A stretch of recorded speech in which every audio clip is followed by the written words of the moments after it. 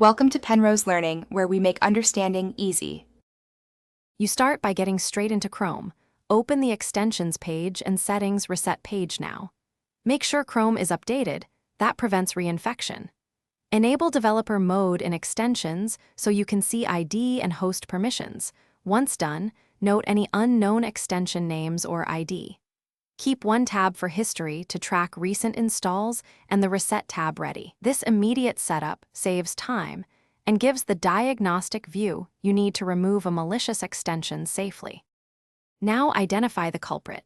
Look for unfamiliar names, excessive permissions, or recent install dates.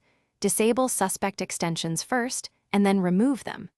If remove is grayed out, match the extension ID shown in developer mode to files in your Chrome profile and delete the corresponding folder manually. That forces removal. Once removed, use Chrome's Task Manager to kill any leftover processes tied to that extension, and then relaunch Chrome to clear memory-resident components.